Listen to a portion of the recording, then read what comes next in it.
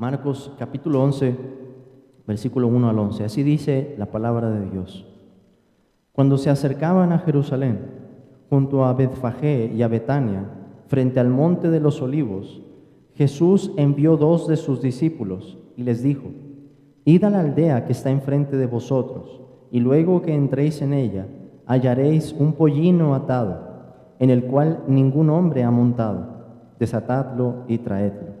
Y si alguien os dijere: ¿por qué hacéis eso?, decid que el Señor lo necesita y que luego lo devolverá.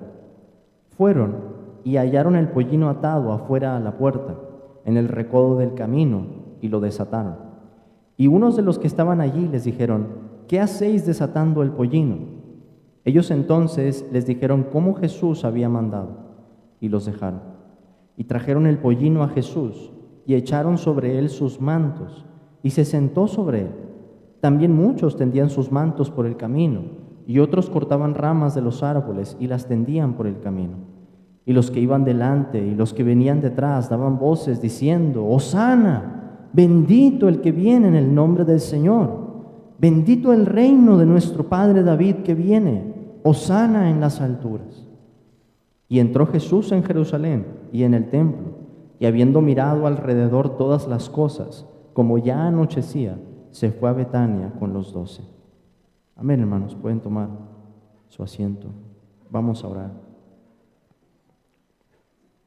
Señor, pedimos de tu gracia, enséñanos con tu palabra, danos luz y permítenos ver a tu Hijo Jesús como el gran Rey, el Rey que tú has exaltado a tu diestra y el Rey que has puesto, Señor, por Salvador y también por juez de vivos y de muertos.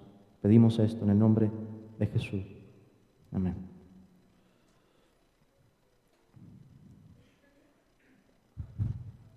En una casa siempre podemos encontrar objetos que están vinculados a las memorias de una familia. Podemos hallar un mueble que era del abuelo, un collar que era de la abuela y que le regaló a su nieta cuando ésta se casó. Podemos encontrar un regalo de aniversario, etc. Hay muchos objetos en una casa que nos trasladan inmediatamente a ciertos momentos o memorias de nuestra vida. Pero si queremos conocer mejor a una familia, hay algo que es indispensable. ¿Se les viene a la mente algo que se guarda en las casas que nos permite conocer mucho de las personas? Un álbum familiar. Un álbum familiar. Cada foto evoca una serie de recuerdos vinculados a los miembros de la familia, ciertos lugares, ciertos viajes muchas veces, ocasiones especiales, visitas, bodas, graduaciones, etc. Y entre las fotos siempre hay algunas que revelan más detalles, ciertos paisajes, las expresiones de las personas que están allí, los que están presentes, la manera en que están vestidos, tantas cosas de las que uno puede preguntar: ¿y allí qué estaban haciendo? Y mira, ¿por qué sale aquí un perro en la foto? ¿Y por qué tu sobrina le falta un diente, verdad? Y un montón de cosas que se pueden encontrar y que se pueden decir de una foto. Los fotógrafos profesionales, por supuesto, piensan mucho en eso.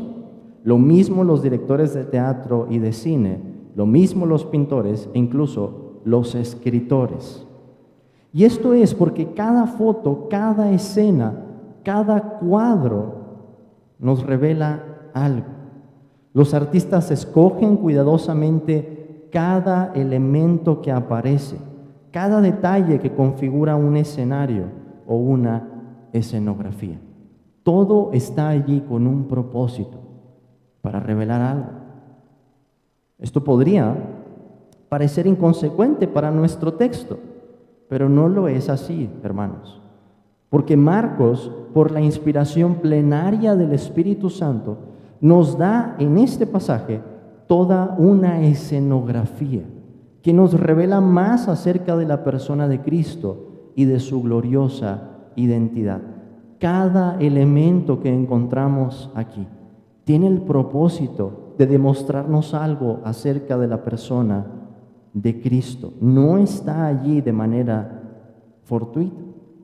Así como los cielos cuentan la gloria de Dios, nos dice el Salmo 19, en aquel día, el día en que el Señor entrara a la ciudad santa, hay cosas en este pasaje que nos cuentan la gloria del Rey Jesús. Entre ellas, un burro, unos mantos, unas ramas en el camino y una multitud que estaba aclamando, utilizando las palabras de uno de los salmos. Todo ello, hermanos, nos cuenta acerca del Rey Jesús. Todos esos elementos fueron testigos de la venida de Jesús, el Mesías. Pero, ¿qué es lo que significan esos elementos? ¿Y cómo es que nos hablan acerca del Señor Jesús? Vamos a ver esto analizando cada uno de ellos y me voy a apartar en esta predicación de la forma tradicional en la que suelo predicar 3 puntos en los que voy parte por parte del pasaje. Va a ser algo diferente en esta ocasión. Quiero que preguntemos, en primer lugar, ¿cuáles son los elementos que aparecen en la escenografía? Vamos a ver 5 elementos aquí. Vamos a preguntar también, aunado a eso, ¿qué significa cada uno de esos elementos? ¿Por qué el pollino? ¿Por qué los mantos? Las ramas en el camino, ¿por qué el templo? ¿Por qué Jerusalén? Y vamos a preguntar también cómo todo eso nos habla acerca de la identidad de Jesús. ¿Cuál es el propósito por el que Marcos y todos los evangelistas nos han dejado esa escena de la entrada a Jerusalén? Recuerden, la última semana del ministerio de nuestro Señor Jesús, mientras que Él estaba presente en la tierra. Así que vamos a ver cuáles son los elementos, qué significa cada elemento y cómo cada uno de ellos nos habla acerca de la identidad de Jesús.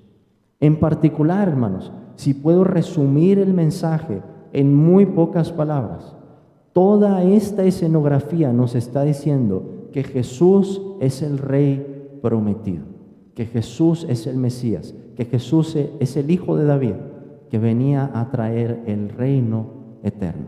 En pocas palabras, eso es lo que vamos a ver en este mensaje. ¿Cuál es el primer elemento que tenemos en este pasaje? Recuerden que en la sección anterior habíamos estado hablando mucho del camino, y el camino hacia dónde nos lleva es el camino a la ciudad de Jerusalén, el camino a la ciudad santa. Con Jerusalén llegamos pues a la última sección del Evangelio según Marcos. En la primera sección habíamos visto el poder de Jesús demostrado por medio de muchos milagros, demostrado en la manera en la que Jesús podía perdonar pecados, en la que Él expulsaba demonios, en la que Él restauraba la creación dañada, en la que el Señor también llama poderosamente a sus discípulos. Vimos eso los primeros 8 capítulos de este Evangelio. En la segunda sección hablamos del camino y un poco más de lo que significa el discipulado. ¿Qué significa seguir al Señor Jesús? Capítulos 8 al capítulo 10. Y en esta última sección del Evangelio, capítulo 11 al capítulo 16, hasta terminar el Evangelio, vamos a hablar de la pasión y la resurrección de Jesús. De nuevo, la última semana de la vida del Señor, y la que realza más el Evangelio según Marcos. Todo lo que hemos visto, hermanos, nos ha ido llevando en este Evangelio hasta esta última semana, en donde vamos a encontrar el clímax de esta historia. El Hijo del Hombre va a ser levantado en un madero, en una cruz romana, para entregar su vida en rescate por muchos. Y la manera en que se va a resolver esa historia es que después de ese clímax el Señor va a resucitar. Lo que vamos a encontrar entonces, capítulo 11 al 16, la pasión y la resurrección de Cristo. Pero en particular, del capítulo 11 al capítulo 13, vamos a estar viendo que aparece mucho el templo, escenas alrededor del templo. ¿Cómo va a terminar esta escena? En el pasaje que estamos viendo, el Señor va a llegar al templo.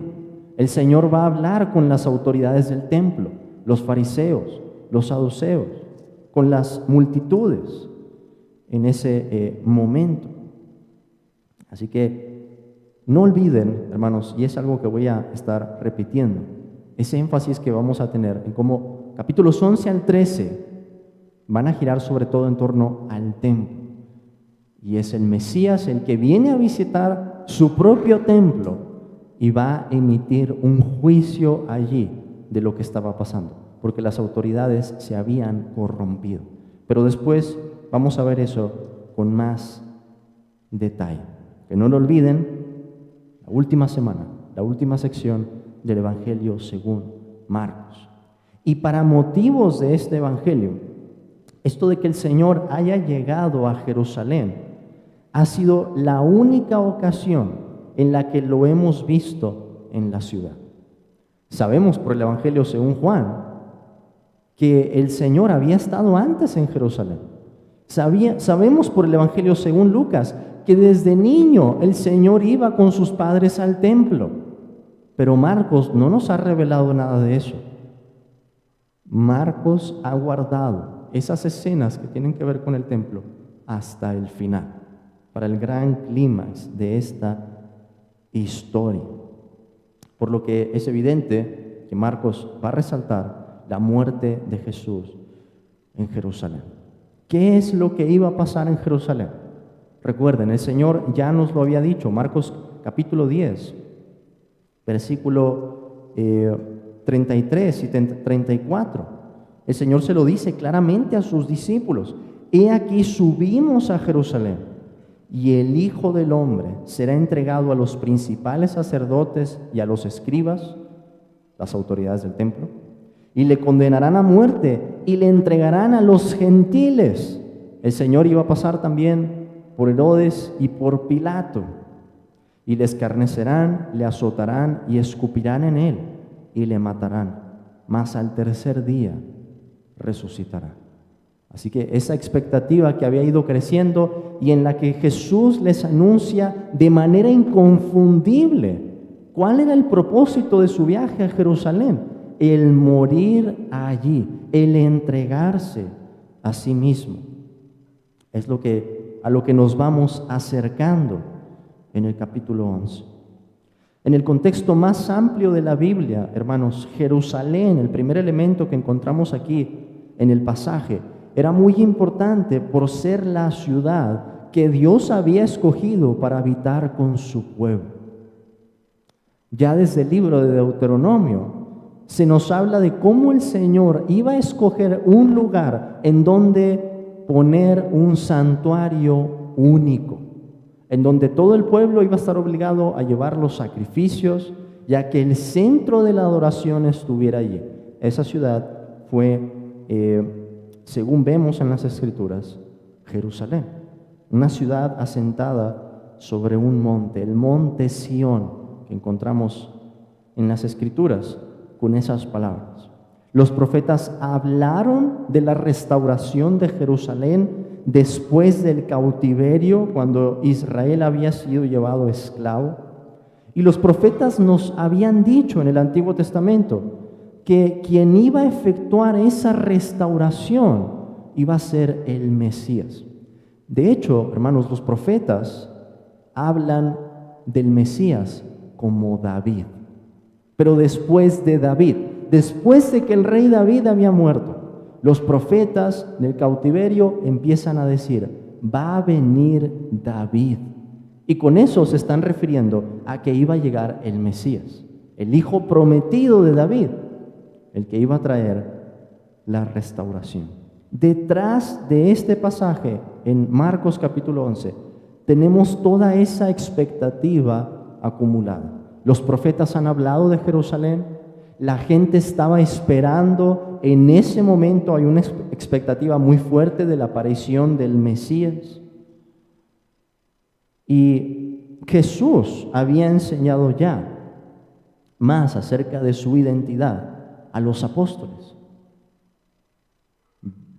Hemos visto a Pedro confesando la identidad del Señor Jesús. Hemos visto a Pedro, a Jacobo y a Juan cómo habían subido al monte de la transfiguración, y es Dios el Padre mismo el que les revela quién es Jesús cuando les dice: este es mi Hijo amado, en quien tengo complacencia. Pero eso, hermanos, era algo que solamente ellos y unos cuantos sabían. Había sido de forma privada. Pero ¿qué es lo que está pasando ahora en Jerusalén? Vemos que el Señor se presenta de la manera más abierta y pública posible. Por lo que podemos entender que Jesús quería dejar, con todos esos elementos que vamos a ver en el pasaje, este mensaje en claro. Esto no era algo que Él venía a hacer en oculto. Esto era algo que debía recibir la atención de toda la ciudad. En una semana, hermanos, recuerden, en la que se iba a celebrar la Pascua, la semana en la que los peregrinos de todas las regiones alrededor de Jerusalén visitarían la ciudad para celebrar la fiesta. El sacrificio del Señor debía ser de carácter público, algo que fuera conocido por todos. Así que ese primer elemento, Jerusalén, ya nos empieza a hablar de la muerte de Cristo y de lo que el Señor iba a hacer allí en público para que todos lo vieran. El segundo elemento que encontramos en el pasaje es un animal, el pollino. Nos dice el versículo 2, como el Señor da instrucciones: id a la aldea que está enfrente de vosotros, y luego que entréis en ella, hallaréis un pollino atado, es decir, un burro o un asno joven, en el cual ningún hombre ha montado. Desatadlo y traedlo. Y si alguien os dijere: ¿por qué hacéis eso?, decid que el Señor lo necesita y que luego lo devolverá. En primer lugar, hermanos, noten aquí que se trata de un animal predestinado por Dios para este momento.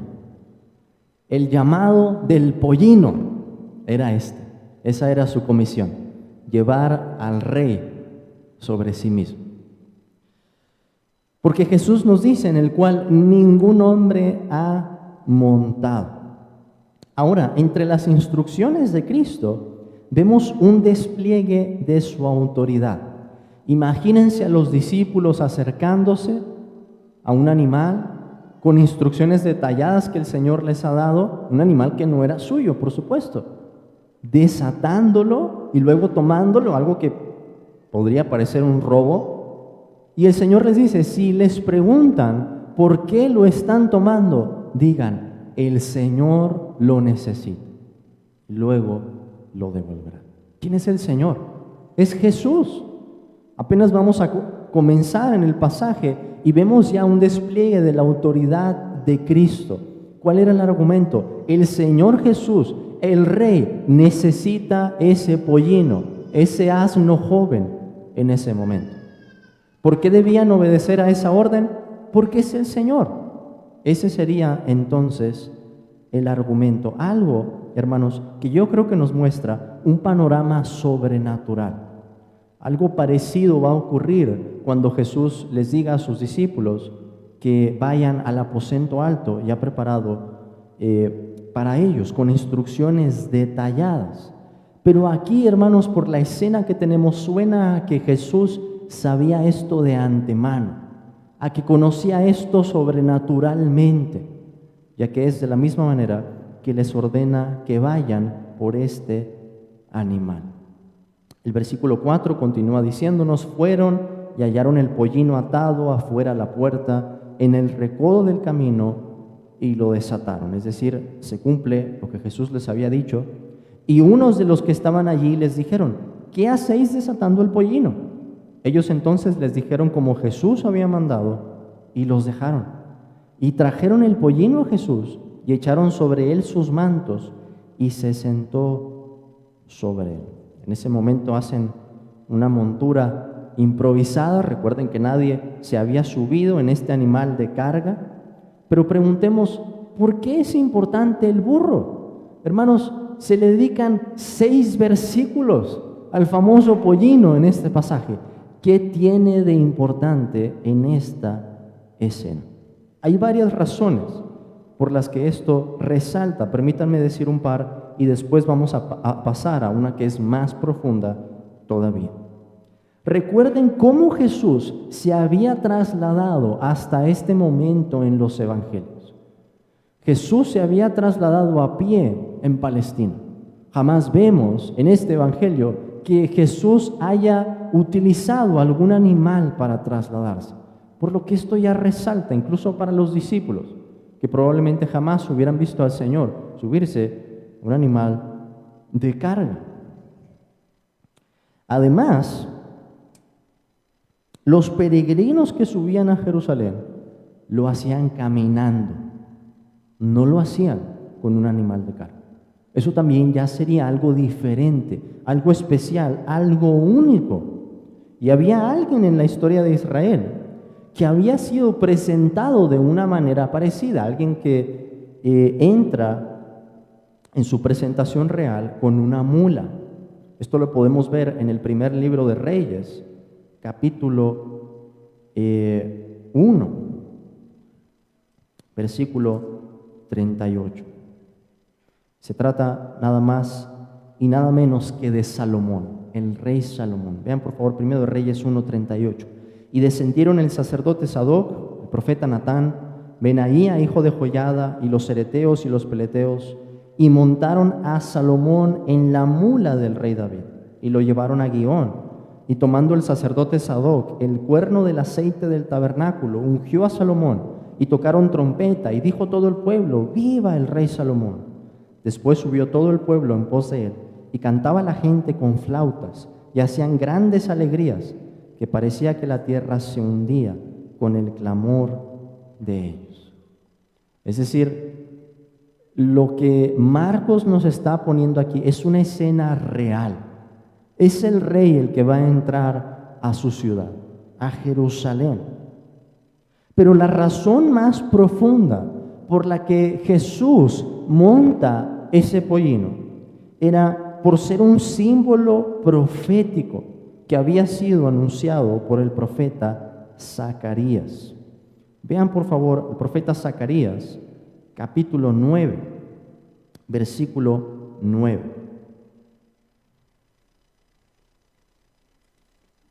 Zacarías 9:9. Una profecía que, por cierto, hermanos, cita Mateo, y si no me equivoco, Juan también alude a ella. Pero Zacarías 9:9 nos dice lo siguiente: Alégrate mucho, hija de Sión, da voces de júbilo, hija de Jerusalén. He aquí tu rey vendrá a ti, justo y salvador, humilde y cabalgando sobre un asno, sobre un pollino, hijo de asno. Así que la razón por la que se dedican tantos versículos para hablar del animal de carga es porque este era un símbolo que había sido anunciado por el profeta Zacarías. Un símbolo, hermanos, con el que el Mesías se presentaría en Jerusalén, el rey mismo. Y eso es entonces lo que encontramos en este pasaje. Ahora, ¿qué nos dice esto de la identidad de Jesús?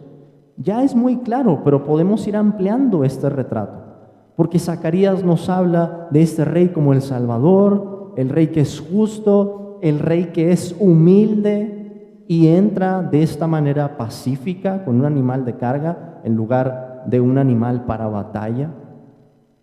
Jesús es el rey prometido, el ungido de Dios, y la manera en que Marcos lo ha presentado en este evangelio, y algo que aparece también aquí, es que es un rey con un doble aspecto.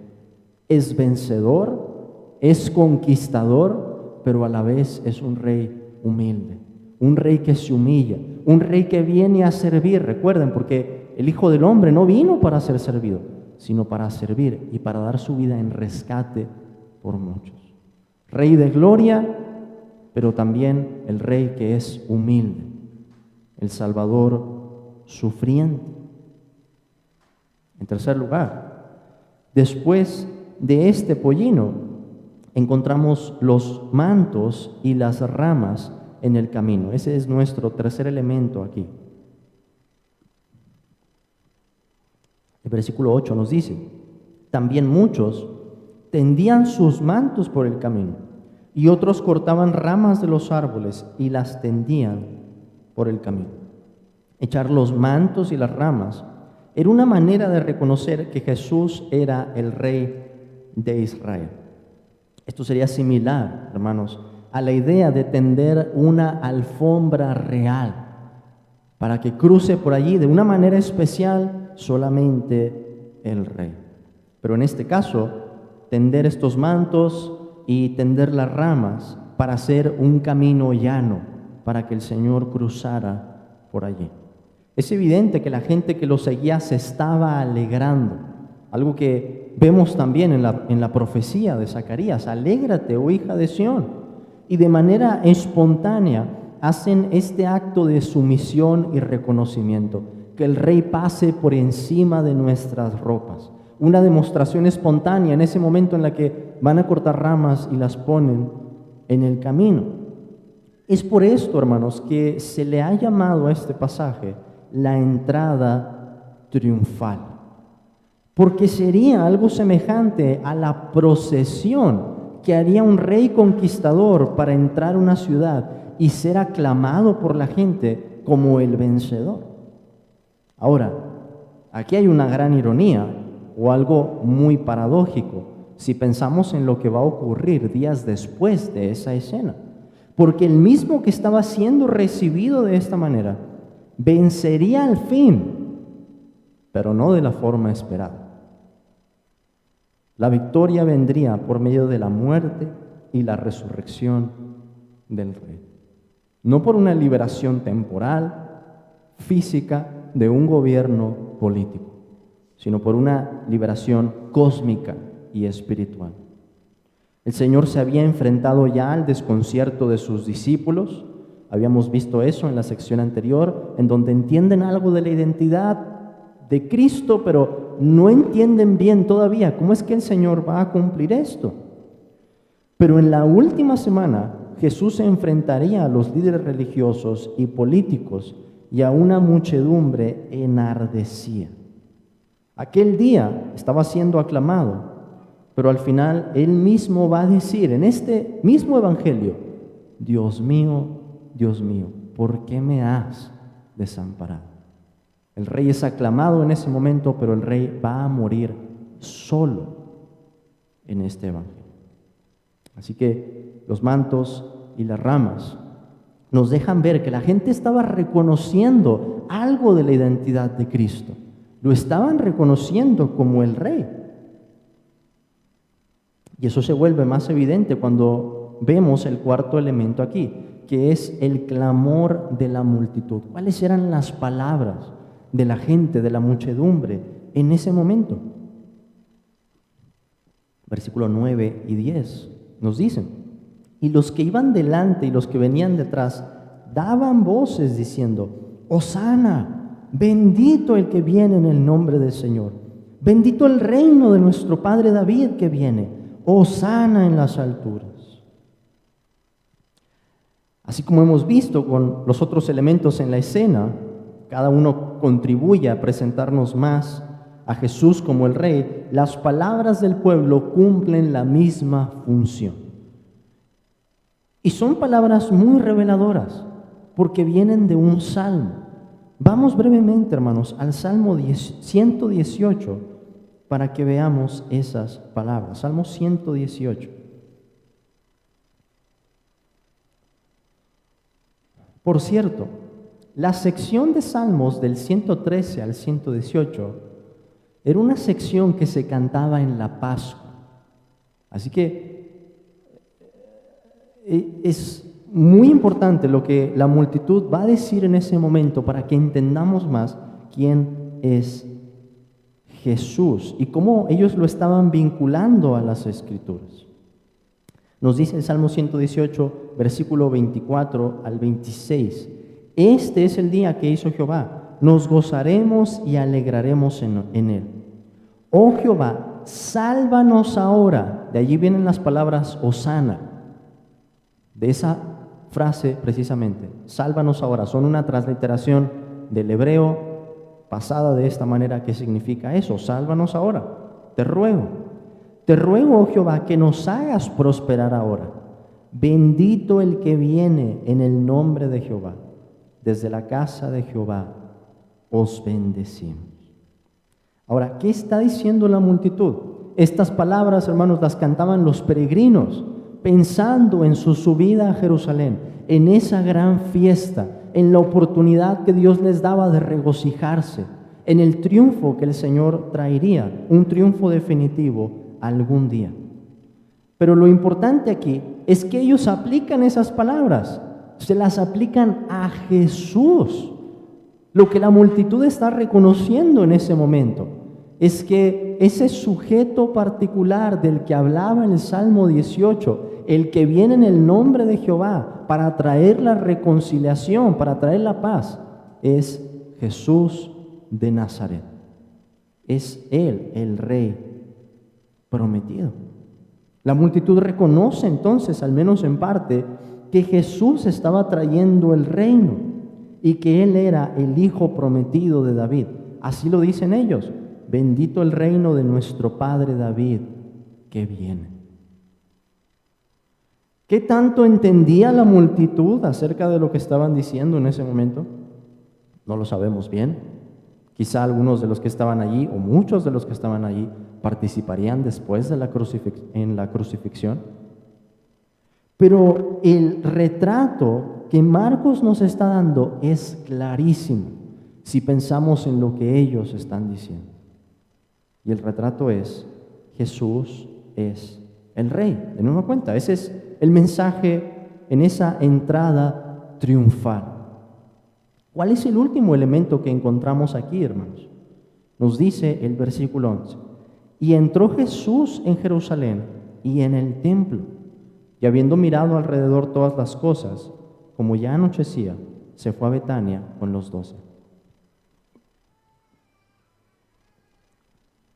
Esta escena culmina de la manera más misteriosa posible. Mientras que en Mateo y Lucas el Señor llega inmediatamente después de esa entrada a purificar el templo y a expulsar a los vendedores y a los cambistas, aquí Marcos nos dice lo siguiente: entra Jesús en Jerusalén y en el templo, mira alrededor y como ya anochecía, se regresa.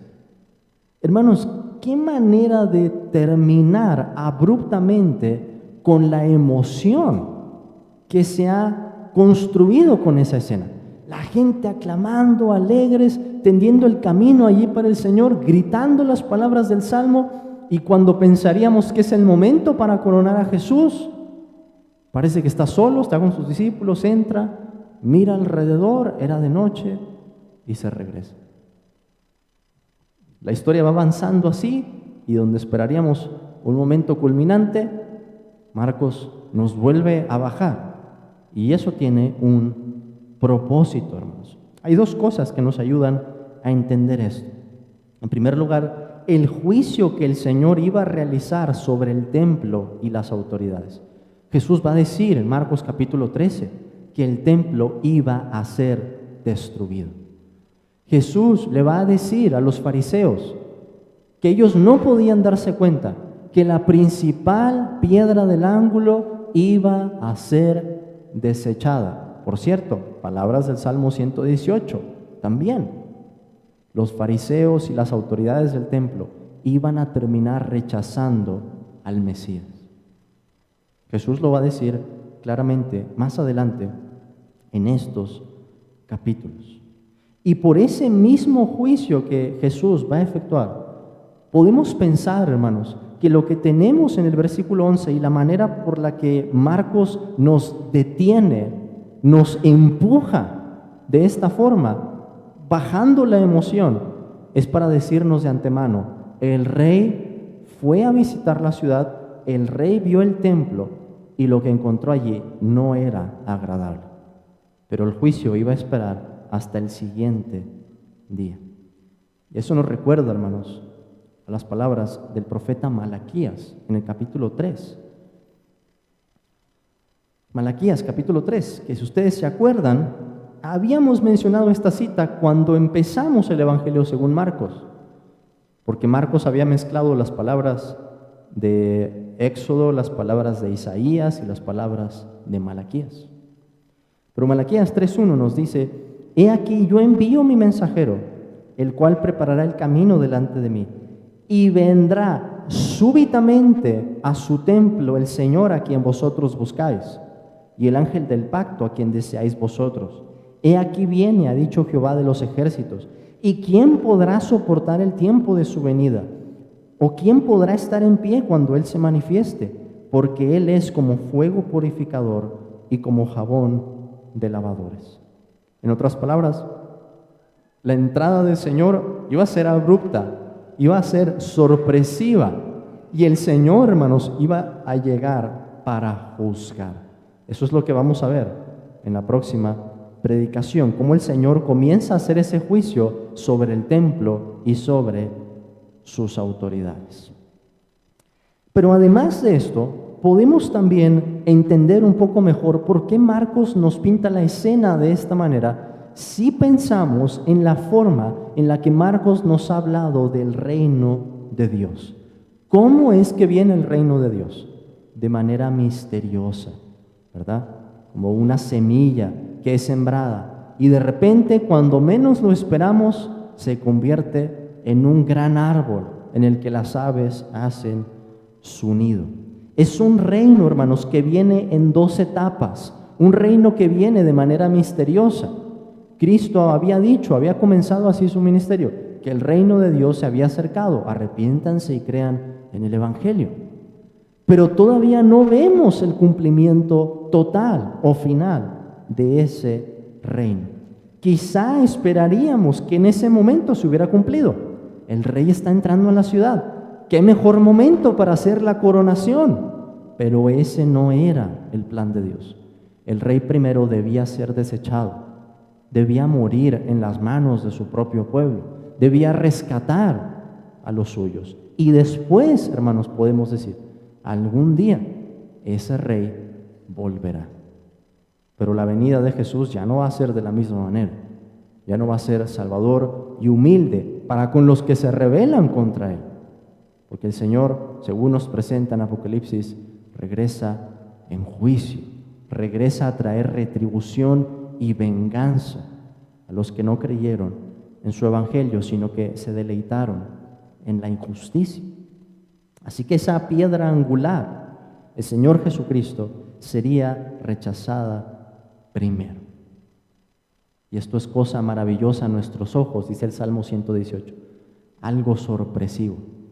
Dios iba a hacer algo, hermanos, inesperado para el pueblo de Israel, pero algo que Él ya había anunciado por medio de los profetas. El Mesías iba a sufrir y morir en manos del pueblo. Terminemos entonces considerando qué podemos aplicar de este pasaje. Y antes que vayamos a la lección principal, quiero que pensemos en una aplicación secundaria o incidental de este pasaje. Y con esto quiero decir, hermanos, que debemos aprender a leer los evangelios poniendo atención a cada uno de los detalles. Es algo que ya había mencionado antes en otra predicación, pero que no puedo dejar de decir. Así como en la creación todo nos habla de la gloria de Dios, así en los evangelios todo nos habla de la gloria de Jesús. Así que cuando lean de nuevo los evangelios, léanlos pensando, hermanos, que cada palabra allí es importante, que los evangelistas han colocado esa palabra, han retratado ese escenario o esa escenografía con una intención particular. ¿Y cuál es la intención de Dios en eso? En que conozcamos a Jesús, su Hijo amado. En segundo lugar, y esta es la aplicación principal, debemos reconocer, hermanos, en vista de la forma en la que los evangelios nos hablan acerca de la identidad de Jesús, la importancia que tiene hablar de Jesús como el Rey. O en otras palabras, la importancia que tiene el oficio real de Cristo. Como cristianos distinguimos 3 oficios que Jesús cumple. Aunque su tarea es una sola como mediador, distinguimos 3 oficios. Decimos que el Señor tiene un oficio profético, por el que nos enseña y nos instruye. Decimos que el Señor Jesús tiene un oficio sacerdotal, ¿verdad?, por el que intercede por nosotros y se ofrece en sacrificio en nuestro lugar. Pero decimos también como cristianos que Jesús tiene un oficio real.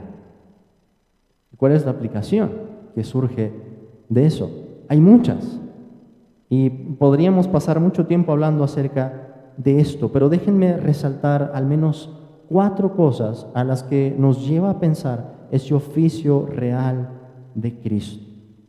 En primer lugar, hermanos, que Cristo sea el Rey es una fuente de gran consuelo para nuestras almas. El pensar que el mismo que hizo los milagros en los primeros 8 capítulos sea nuestro gobernante, nuestro dirigente, el Rey sobre nuestras vidas, con esa clase de poder, nos da confianza. Porque esos no son los reyes que encontramos en este mundo. Porque si volteamos a ver a este mundo, encontramos desorden, encontramos caos, encontramos violencia. Pero si volteamos a los cielos, podemos decir, aunque aquí tengamos que sufrir, estamos confiados. Como dice el salmista, en el día que temo, Señor, en ti confío. ¿Cómo podemos confiar? Porque Jesús es nuestro Rey. Un Rey que es omnipotente, Rey omnisciente, Rey omnipresente, el Rey que nos guarda, que nos protege, que gobierna sobre sus hijos de una manera especial, asegurándose de que todas las cosas que nos acontezcan resulten para nuestro bien. Y de esa manera, entre más reconocemos el oficio real de Cristo, más tenemos paz y consuelo. En segundo lugar, esta es una verdad crucial para movernos a la obediencia cristiana. Porque, hermanos, hay que aceptar que los cristianos tenemos una, si no, la mayor hipocresía. Y con eso no estoy diciendo que los cristianos vivamos como hipócritas, pero esto es lo que quiero decir. Hermanos, ¿cómo podemos tener el nombre de Jesús en nuestras bocas, decir que es el Rey, y luego pensar que vivimos en alguna especie de autocracia en la que los reyes somos nosotros, en que podemos hacer nuestra propia voluntad?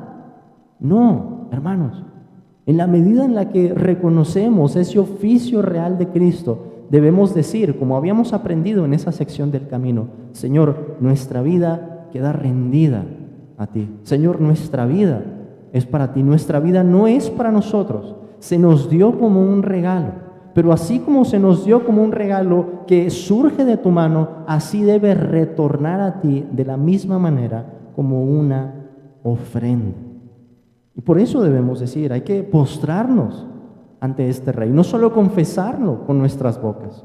Muchos van a decir, el Señor lo dice en Mateo, en aquel día, Señor, Señor, en tu nombre hicimos esto, lo otro, milagros, sanidades, echaron fuera demonios. ¿Y qué va a decir el Señor? Nunca los conocí. Apártense de mí, hacedores de maldad. Si lo confesamos entonces como Rey, hermanos, solo queda algo que hacer: obedecer su autoridad, servirlo, amarlo, entregarnos a Él.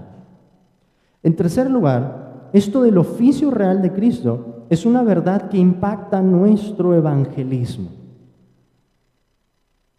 Hacemos bien en anunciar a Jesús como el Salvador, y debemos aprender a hacerlo de una manera más precisa, más correcta, más apasionada, más fervorosa. Pero no basta, hermanos, solamente con decir que Jesús es el Salvador. Tenemos que decirle a las personas en este mundo que Jesús es el Rey. Que si doblan su rodilla ahora o no, de todas maneras lo van a hacer en algún momento. Sea porque se postren delante del cetro de Cristo para buscar gracia, o sea que se postren delante del cetro de Cristo para hallar juicio por no haberlo reconocido como el Rey. Y hay que presentar a Jesús de esa manera.